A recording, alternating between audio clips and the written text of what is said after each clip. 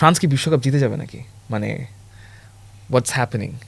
France কি বিশ্বকাপ জিতে যাওয়ার মানে মোটামুটি I think it's very clear contender. France যেভাবে আসলে লাস্ট ম্যাচটা সুইডেনের সাথে ডিল করলো, কিংবা আমরা লেট উইনার্স দেখতেছি, ব্রাজিলের সঙ্গে আমরা লেট উইনার দেখছি, আমরা লেট উইনার দেখছি ইনফ্যাক্ট কানাডার ম্যাচটাতে।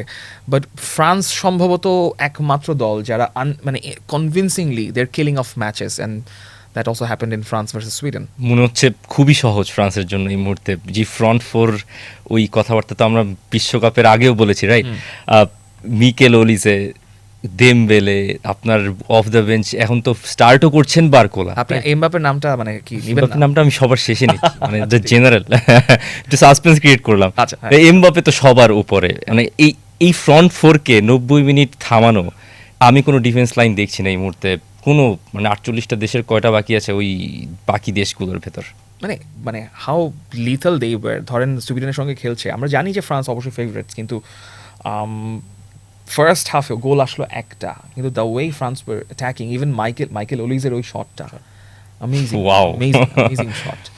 না, ডেফিনেটলি যেটা প্রি টুর্নামেন্টেও কথা হচ্ছিল যে ফ্রান্স কি এবারও ফেভারিট কিনা, এবং আলটিমেটলি যদি আপনি 10 জনকে জিজ্ঞেস করবেন the kind of football they are playing for the last, আমি বলবো যে ওয়ান ডেকেড অ্যান্ড সো, আমার কাছে মনে হয় যে মানে খুব কম মানুষই ফ্রান্সকে আন্ডার এস্টিমেট করার চিন্তা করার সাহস পাবে আর কি, পাইতো আর কি ওয়ার্ল্ড কাপ শুরুর আগে। এবং শুরু হওয়ার পর থেকে এখন পর্যন্ত আপনি দেখেন প্রতি ম্যাচে মানে অ্যাটলিস্ট 3টা করে গোল তো তাদের প্রতি ম্যাচই করতেছে। এবং তৌসিফ যেটা বললেন যে যেভাবে খেলতেছে এবং তাদের অ্যাটাকিং, মানে আগে ছিল ট্রায়ও, কালকে বারকোলাও গোল করলো, এবং মানে কালকে কিন্তু মানে যত দিন যাচ্ছে ফ্রান্সের খেলা কিন্তু দেখে কিন্তু আরও মানে একটা আছে না যে কন্টিনিউয়াস তাদের কিন্তু ম্যাচে তাদের ইমপ্রুভমেন্টটা শো করতেছে, এবং টিমের বন্ডিং বলেন সব কিছু মনে করেন সব কিছু মিলে এমন একটা অবস্থা দাঁড়িয়ে আছে যে এখন অপোজিশন তাদের সাথে কি প্ল্যান করবে,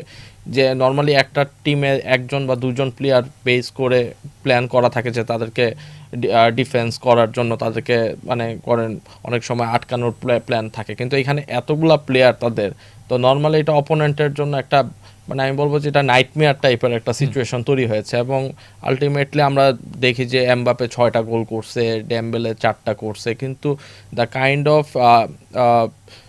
মানে অ্যাসিস্ট অর মানে এখানে যে ডেলিভারি উপরে নিচ থেকে দিচ্ছে, যেমন মাইকেল অলিসের কথা বলবো, খুবই আনফর্চুনেট আমার কাছে গতকালকে মনে হয়েছে যে at least he should get a hattrick, মানে আমার কালকে খেলা দেখে মনে হয়েছে যে, এবং অ্যাক্রোবেটিক শটের কথা তো ওয়ান অফ দোজ থিংস যে কালকে সে করছে, বার্ডকোলাও দারুণ ছিল, এবং মানে নিচের থেকেও যেভাবে বলগুলা পাচ্ছিল। সো আলটিমেটলি এটা এখন খুবই দেখার বিষয় যে অনেকে ফান করে বলতেছে যে এই ফ্রান্সকে এখনই হয়তো বা ট্রফিটা দিয়ে দেওয়া উচিত, হয়তো বা ওয়ার্ল্ড কাপ এবার একটু নকআউট স্টেজ ম্যাচ বেশি, but ultimately the way they are playing, মানে এখন পর্যন্ত বলবো যে দে হ্যাভ অলরেডি এস্টাবলিশড যে তারা কেন টপ সিডেড টিম এই ওয়ার্ল্ড কাপে, এবং why they are tagged as top favourites.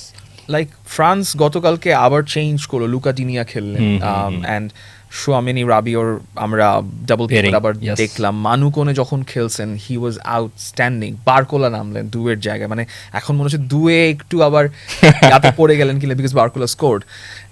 এই ফ্রন্ট লাইন মানে it's too hot to handle basically ফ্রান্সের। It's too match.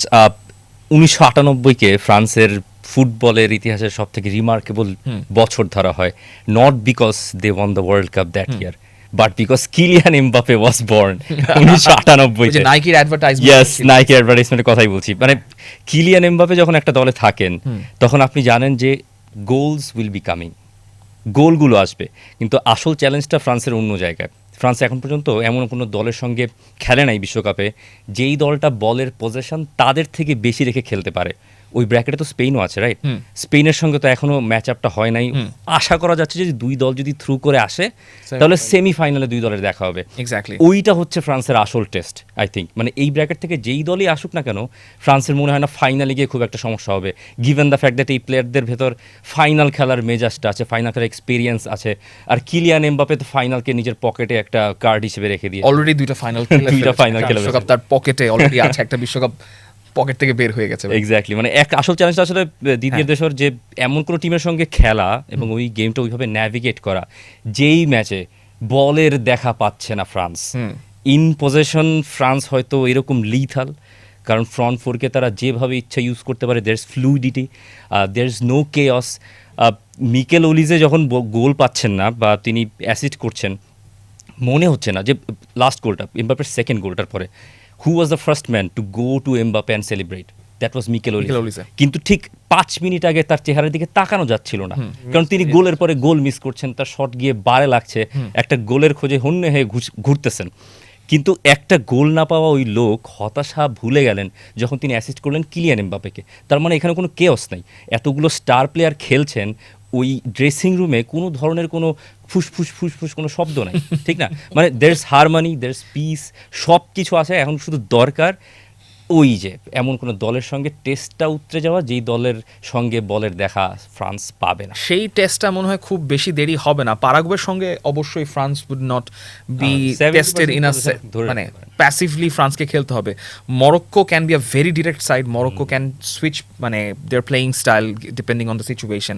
বাট ওই আলাপে যাব, আমরা একটু কমেন্টেও চলে আসি। MH রকি বলছেন, ভাই আমি চিন্তা করছি এই ফ্রান্সকে আটকানোর মতো কোনো টিম নাই, যদি পারে মনে হয় স্পেন আর আর্জেন্টিনা ছাড়া আর কেউ মনে হয় নাই, তারপর এই দুই দল সহজে আটকাতে পারবে না। ব্রাজিলকে উনি ব্র্যাকেটে রাখছেন না, ভেরি ইন্টারেস্টিং। মানে ব্রাজিল তো ওই ব্র্যাকেটে আসলে তো মানে না, আর্জেন্টিনা ওই ব্রেকেট। আর্জেন্টিনা ওই ব্র্যাকেটে, মানে দেখাতে হবে ফাইনালে গিয়ে। মানে ইজ ইট ট্রু যে মানে ফ্রান্সকে আটকানোর জন্য কি স্পেন আর্জেন্টিনাই আছে, নাকি মানে they have even better pedigree than this two teams? না, আমার মনে হয় এই সাইডে যে আপনি যেটা বললেন যে Morocco can B a very good Challenger for France. Last world কাপের সেমিফাইনাল প্রবাবলি এইবারও তো রিপিট হওয়ার সুযোগ আছে আই গেস। সো এটা একটা ওয়ান অফ দোজ অপশনস আমি বলবো। এখন অপশনসই বলতে হয়, কারণ সবাই ফ্রান্সের খেলা দেখে এমন একটা অবস্থা চলে গেছে যে মনে হচ্ছে যে তারা একটা সুপার হিউম্যান বা একটা রোবোটিক একটা টিম, মানে বিয়ন্ড, মানে এই আমি বলবো যে এই প্ল্যানেটের চেয়ে মনে করেন স্ট্রং টিম। ওই যে গত ওয়ার্ল্ড কাপ বা তার আগের ওয়ার্ল্ড কাপে কিছু নাইকি অ্যাডিডাসে অ্যাড করতেছিল যে হ্যাঁ আলটিমেট প্ল্যানেট, হ্যাঁ ওইখানে দেখা গেছে এলিয়ানের সাথে মানে ওয়ার্ল্ডের সেরা প্লেয়ারদের খেলা হচ্ছে। ফ্রান্স হয়ে গেছে ওরকম একটা এলিয়ান টাইপের টিম। হ্যাঁ, কিন্তু আমার কাছে মনে হয় ফ্রান্সের যে 4টা ম্যাচ খেলেছে, একটা জিনিস আমরা ফ্রন্ট নিয়ে কথা বলি, মিড নিয়ে কথা বলি, কিন্তু দে আর নট স্টিল আমার মনে হয় যে tested enough in the defence. হ্যাঁ, যদি এরকম কোনো সিচুয়েশন আসে যে সামনে যে ফ্রান্সকে হয়তো বা ডিফেন্স মানে একটা ভালো অ্যাটাকিং টিম বা ওভাবে, যেটা আমরা 2022 ওয়ার্ল্ড কাপ ফাইনালে আর্জেন্টিনাকে করতে দেখেছি, যে ফার্স্ট মানে 30-40 মিনিটসের মধ্যে হ্যাঁ যে ধরনের অ্যাটাকিং করে ফ্রান্সকে আসলে কি একটু নার্ভ ব্রেক করার ব্যাপারটা ছিল, এই ধরনের যদি ইনিশিয়াল মোমেন্টে কিছু করতে পারে। কালকে কিন্তু সুইডেন ইনিশিয়ালি কিন্তু স্টার্টেড ওয়েল, আমার কাছে মনে হয়েছে যে সুইডেন খেলাটা ভালোই স্টার্ট করেছিল। আলেকজান্ডার আইজাক এবং ওইখানে যারা ছিল ওরা কিন্তু বেশ কয়েকটা অ্যাটেম্প্ট নেওয়ার সুযোগ পেয়েছিল, কিন্তু প্রপারলি তারা এটা করতে পারে নাই। কিন্তু আমার কাছে মনে হয় যে it will be interesting in the coming days, যে যেমন প্যারাগুয়ে লাস্ট ম্যাচটা যেভাবে জার্মানির সাথে সারপ্রাইজিংলি জিতে গেছে, এবং আমার কাছে মনে হয় যে এই ধরনের টিমকে আন্ডার এস্টিমেট করার কিছু নেই। বাট ফ্রান্সের সাথে আসলে এখন যে টিমই আপনি খেলবেন ওই ফেভারিট তকমা ফ্রান্সেরই থাকবে। কিন্তু আমরা এখন এক্সপেক্ট করতে পারি যে আচ্ছা ফ্রান্সকে কে হয়তো বা বেশি চ্যালেঞ্জ জানাইতে পারবে, এবং একটাই আমি দেখি যেটা হলো অ্যাটাকিং অপশন বা মিডে তো ফ্রান্সকে চ্যালেঞ্জ জানানো খুব টাফ। সো এখানে যদি অন্য একটা টিম যদি কাউন্টার অ্যাপ্রোচ করে যদি গোল স্কোরিং মানে ইনিশিয়ালি গোল করে যদি ফ্রান্সকে কিছুটা হইলো ডাউট ক্রিয়েট করতে পারে ফ্রান্সের মনে, আই গেস যে it will be interesting in the coming days. Absolutely. France আসলে কীরকম করবে মরক্কোর আগে, পারাগুয়ের সঙ্গে ম্যাচ আছে, আপনি ফ্রান্সের পেডিগ্রি নিয়ে জানাতে পারেন কমেন্ট সেকশনে। We can also engage in the live comment section. ফ্রান্সের আলাপেই থাকবো একটু করে, মাঝখানে Thierry Ori, that golden generation Thierry Ori, he has spoken যে ফ্রান্সের সবচেয়ে ভ্যালুয়েবল প্লেয়ার হচ্ছেন কিলিয়ান এমবাপে, বাট ফ্রান্সের সবচেয়ে most important player is Michael Olise. আমার কালকে মাইকেল ওলিজের এই তাকে যে reinvention of number 10, not reinvention মানে তাই তিনি নাম্বার 10 রোলে খেলেছেন, কিন্তু যেভাবে দিদির দেশও তাকে খেলাচ্ছেন as a number 10, I see Lionel মেসির shadow.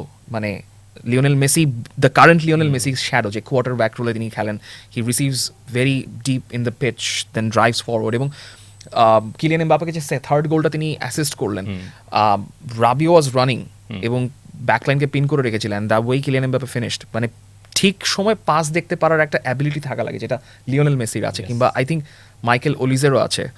How would you rate Michael ওলিজে?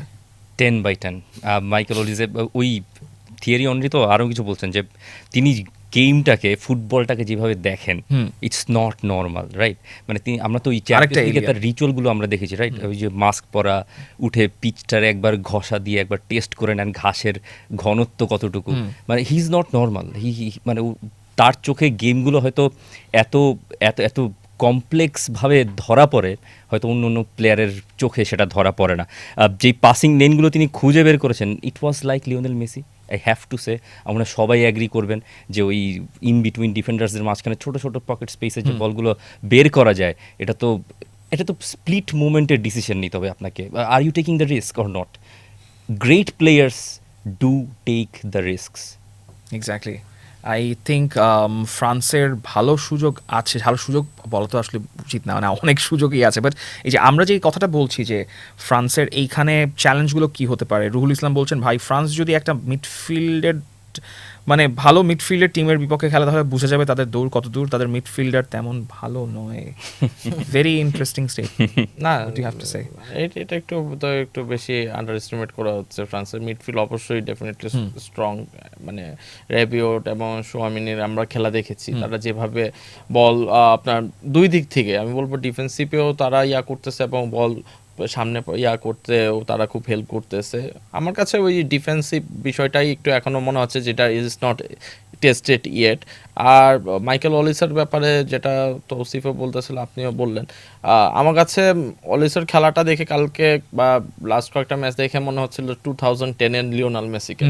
Lionel Messi ওয়াজ মানে hitting the bar, side bar, top of the bar, again and again. দেখা যাচ্ছে গোলকিপারের হাত দিয়ে ফসকে আমরা দেখছি হিগুইন গোল করতেছে, টেভেস গোল করতেছে, but he could not make any score.